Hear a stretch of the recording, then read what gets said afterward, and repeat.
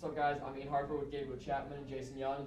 Today we're on 107.2 The Fan. We're going to be talking about one of the best defenses in the NFL in our opinion. So, Gabe, 32 defenses. You can see there's a lot of different tiers of how defenses are going to be. What would you think is your number one defense if you had to pick one to win the Super Bowl right now? Okay, well, I think out of all the teams, after this offseason, I think they made a lot of good changes. I think it's going to be the New Orleans Saints. I think it's a little bit underrated pick. They got Tyrann Mathieu. Though they did lose Marcus Williams, they got some people. They still got C.J. Gardner-Johnson. They got Marshawn Lattimore. They got that whole entire DB system on lockdown. I think it's one of the best in the league, if not the best defense for DBs. Then they still have Demario Davis. He's getting a little bit older. Then there's Kwame Alexander, who's a great linebacker to go. I'm just going to stop you right there. We have some breaking news.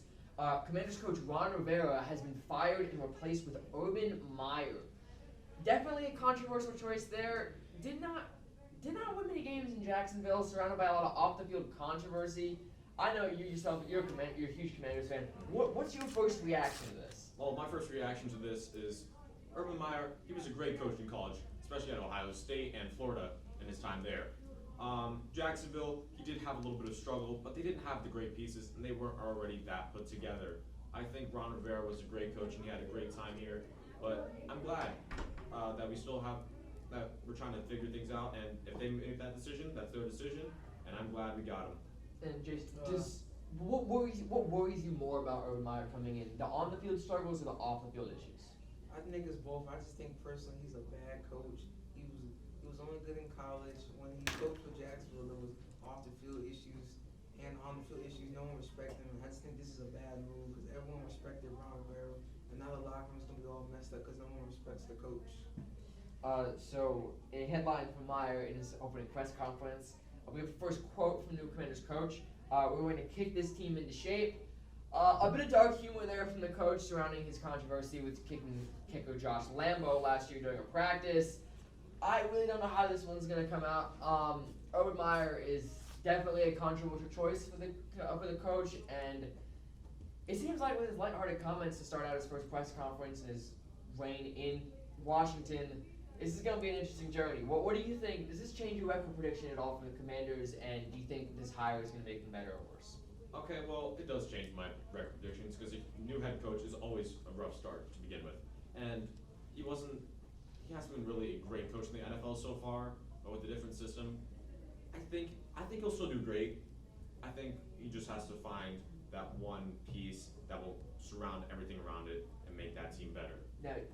Now, Jason, do you think that firing and hiring a coach this late into the offseason with training camp starting today, is that going to change? Is it going to change the level of contending that the Commanders are able to do, or do you think that the Commanders are still going to be able to be contenders? I think it's gonna affect them negatively. They're not gonna be contenders because everything's gonna be all messed up because they planned for Ron Rivera to be their coach through all summer, and they fire him all of a sudden. Now they have to look up to a new leader, which is not a good leader. So I think it affects them.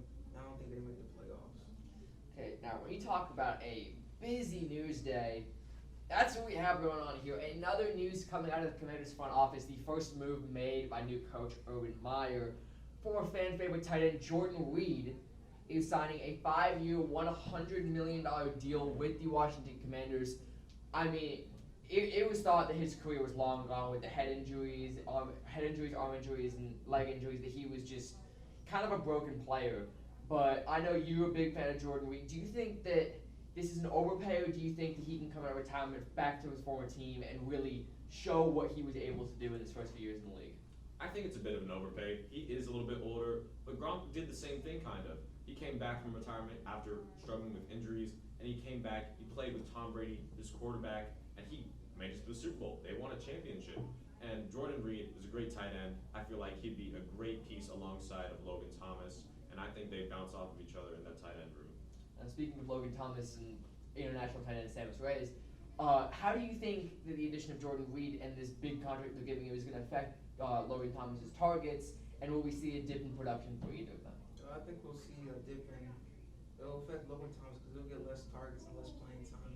And me personally, I think this is a bad contract. For someone who gets hurt like every other game, he's much money this late in his career. I think it's just a bad investment, and you're just wasting cap. That's going to do it for us. One of the craziest few minutes in probably NFL history. We have a coaching fire, a hire, some interesting comments at the first press conference, and a big contract for him from a player thought well past his prime. Thank you guys for listening. Back to you guys next time, 107.2 The Fan.